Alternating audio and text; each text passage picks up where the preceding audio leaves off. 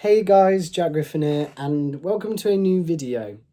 Now, for those who don't know, today is actually my birthday. I have officially turned 17, which is crazy to think about because I was 13, I believe, when I originally started. So to think I've gone from 13 to 17, it's crazy to think about.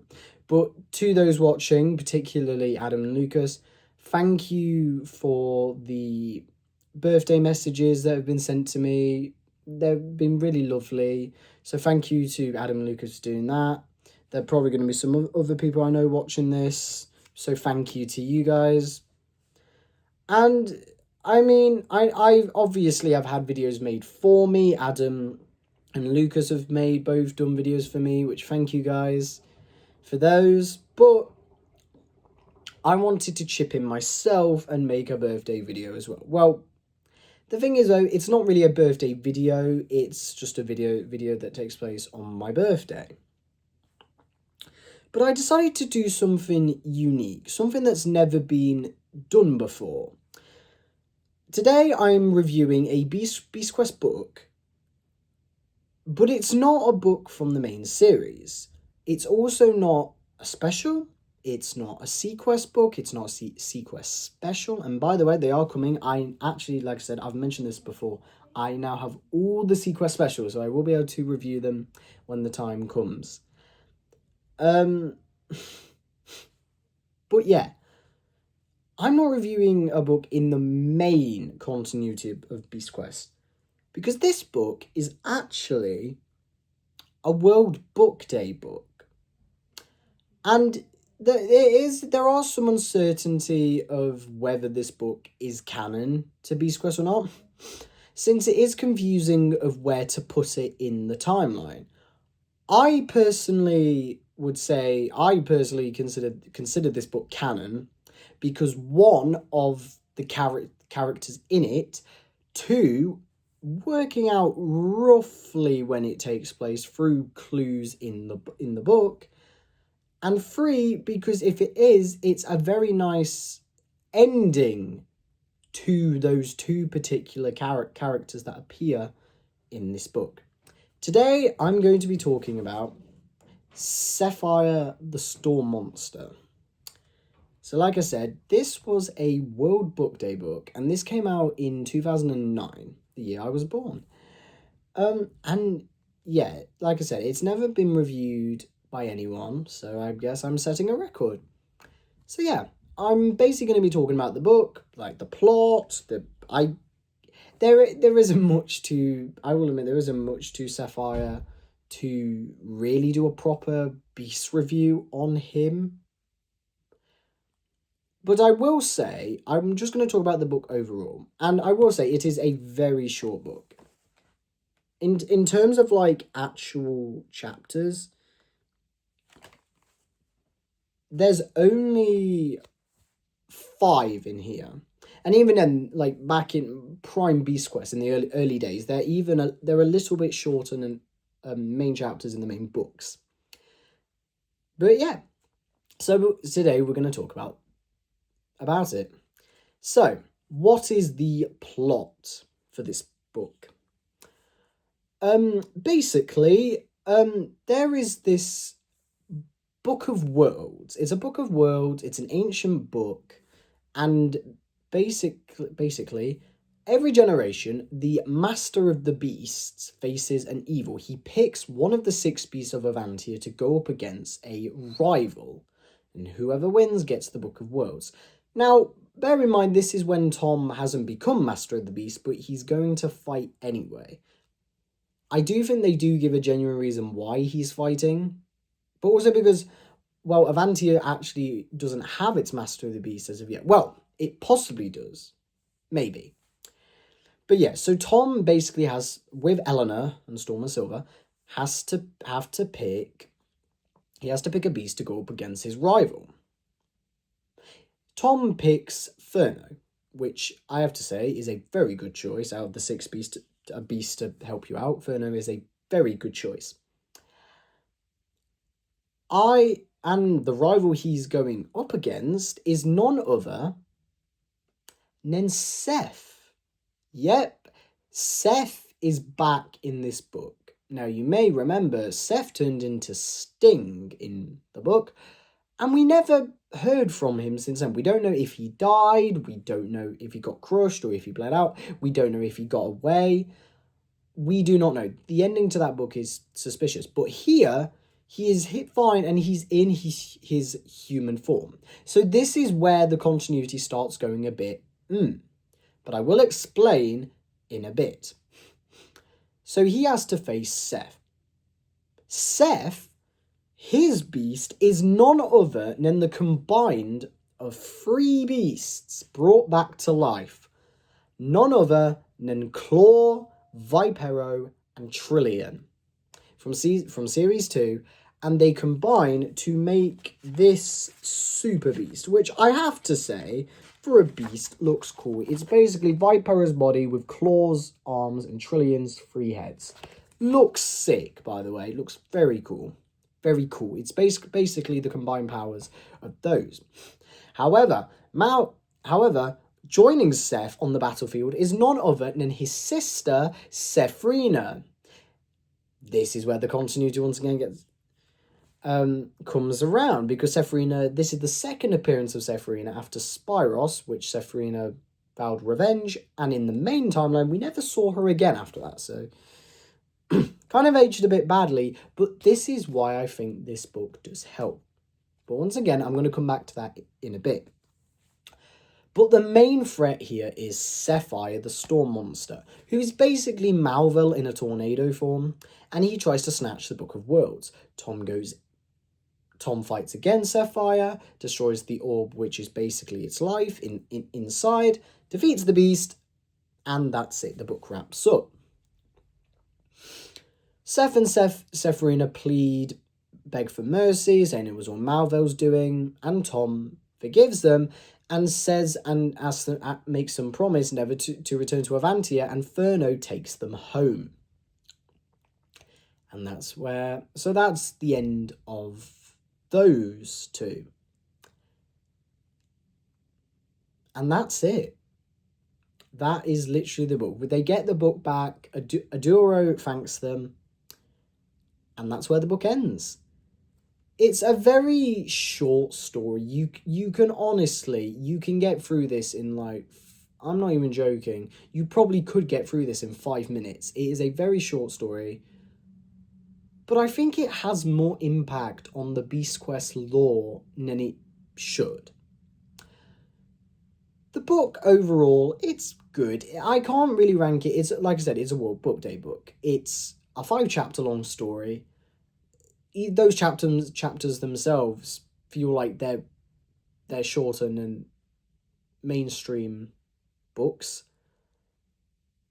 And yeah. So look, and to talk about the characters, I mean, like I said, there's not much to them. It's nice seeing Furno here. It's nice seeing him get picked. Bringing back Claw, Trillian, and Vipero, I thought was very cool. Even if they were a super beast for 1 chapter, and then it goes to Sephir. So yeah, but it was nice to see them again. It was nice to see Seth riding on Trillian. That was pretty cool. Sephir himself, he's a beast that obviously is meant to be Malvel. And his powers are literally that he can use he has his winds, his tornado, he can make things blow, he can suck things up, he can actually reach out. But that's actually it. There actually isn't much in terms of it. That's why I couldn't do just a beast review on this, because there literally isn't much. His design, I will say, is pretty good for a tornado beast.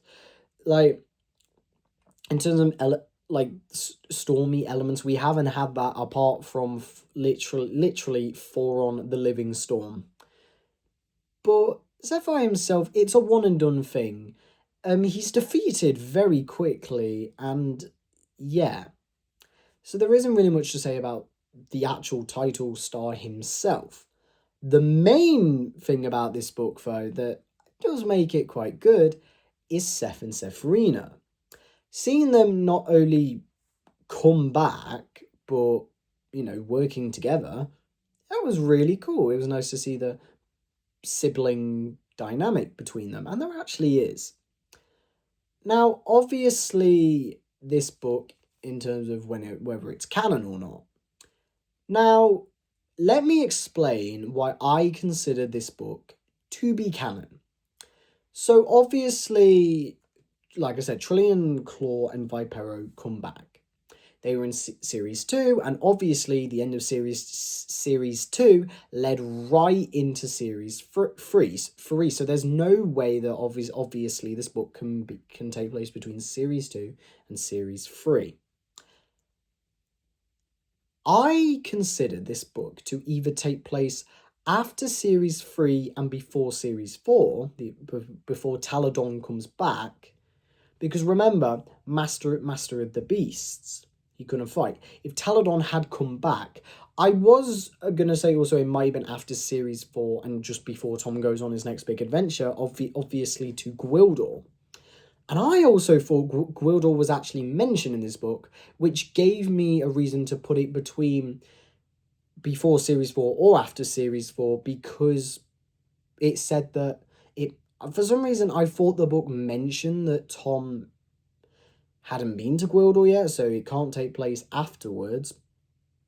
But I looked through the book, and I don't think it actually does. I, for some reason, thought that Gwildor was mentioned in the book.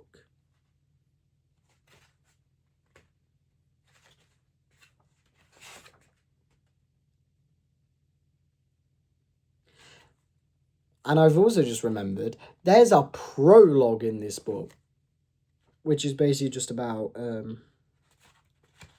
which is literally,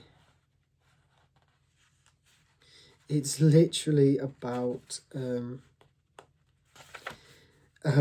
just Sephir, in the fields. Also, in terms of his name, I personally,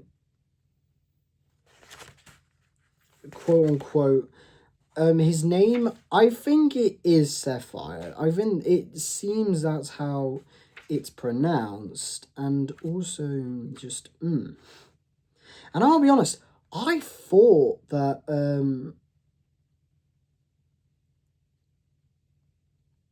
Gwildor was mentioned because I specifically remember it swearing I swear it got mentioned. But apparently it doesn't. I'm just looking now. I mean, by the way, I've only flipped a few pages. I'm nearly done with the book. Like I said, it is a very short read. I'm looking.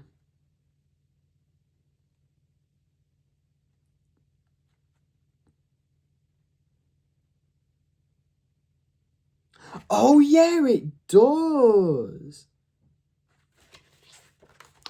So another reason why I think it takes this book definitely takes place before Series 5. So I'm going to say this takes place after Series 3, in the break between.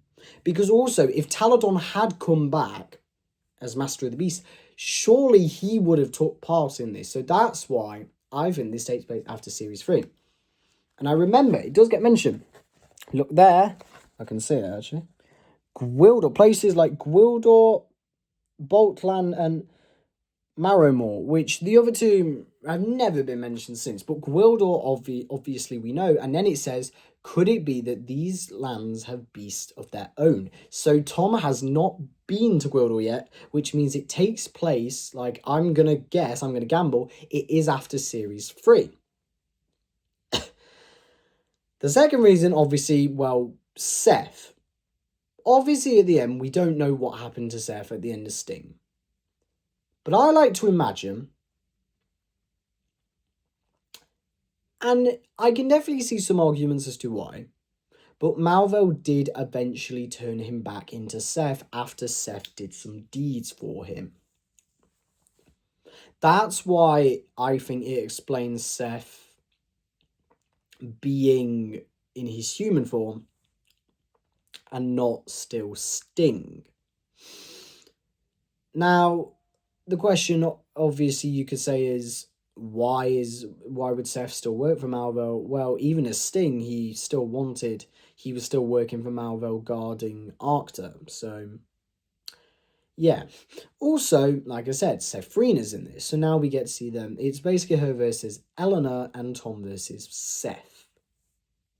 I will say though, it was nice to see these pairs go up against each other. It was very nice to see. So that's why I think it continuity-wise. But and probably the biggest thing I like about this book is that it concludes Seth and Sephrina's story. At the end of this book, they vow never to return to Avanti again, and Furno takes them home, I assume, or takes them somewhere. That obviously can explain why Sephrina hasn't gotten her revenge in later runs, and why Seth is still fine. And what happens to Seth. And personally, another reason I want this to be canon is because I really like the ending they gave Seth and Sephrina. Seth being back to human and then finally never returning, never working with Malvel again, never doing anything. It's just a nice ending compared to a forgotten cliffhanger and a ambiguous ending. I'd rather it wrap up the story so that it makes sense why they don't appear later on in the series. And I like the fact that, yeah, Seth was, in other words, a prat. He was a horrible person, yeah. But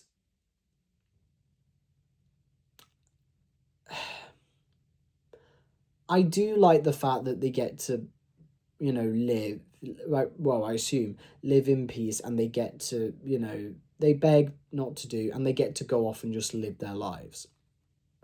I really like that. I like the fact that it wraps up that arc, and so we know. So, like I said, it explains why they never appear in the series again.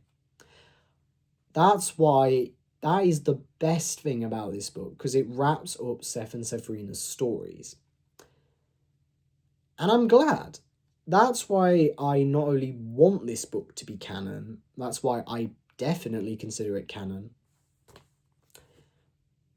Overall, as a book, it's, like I said, it's a World Book Day book. It's very short, but it is, very unfair, a good story. Like, obviously, it's not trying to be a masterpiece. It's just trying to be a World Book Day book. But I will say, it is very good. Like I said, nice to see Furno. Nice to see the return of Claw Trillion and Vipero. And obviously, like I said, it does a lot for Seth and Sephrina in this book. That's why I like it. And personally, I'd give it a solid 5 out of 10. It's good. I mean, like I said, there's not much to it, but for what it gives you quite a bit. And yeah, that's all I really have to say about the book. To end it off, though, I'm just going to give you a little bit of trivia of actually how I got this copy of the book. Because apart from like research and stuff, I never even knew this book existed until I saw it at my school.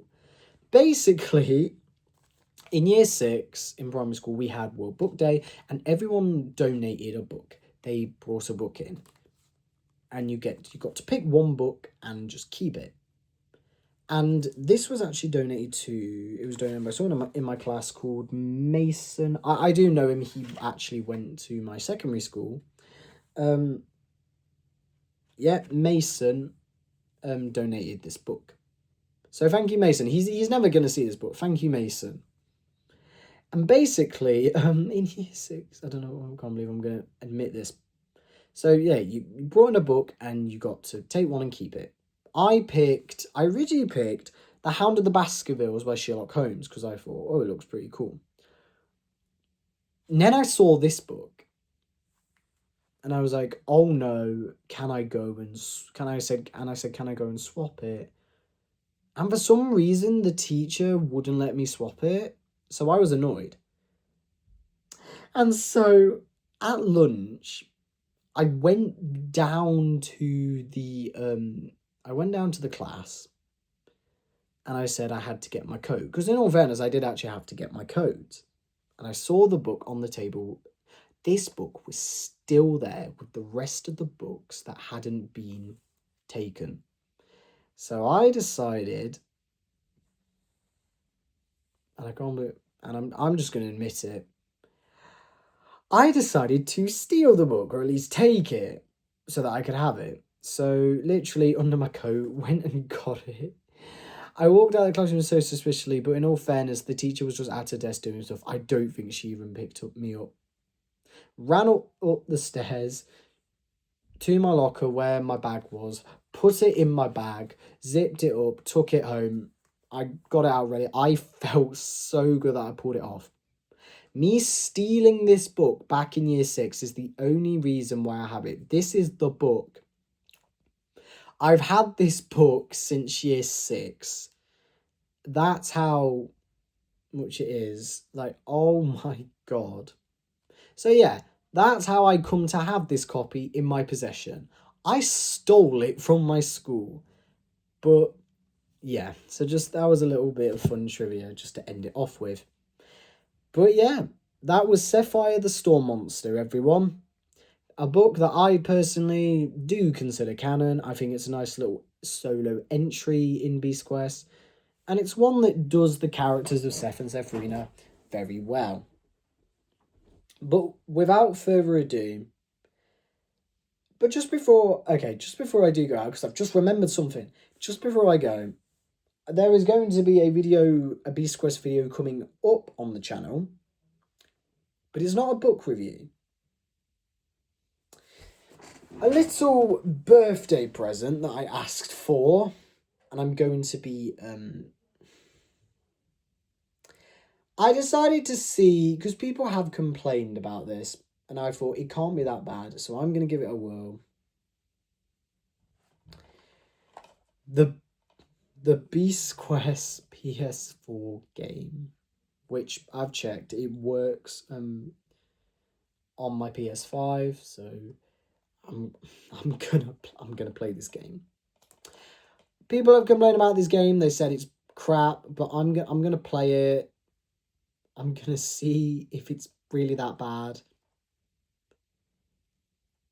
I do kind of look forward to it though. And yeah, I do want to review games. Obviously, I'm gonna be reviewing the I plan to review the Arkham series on Beast Quest, as well as the Insomniac Spider-Man games.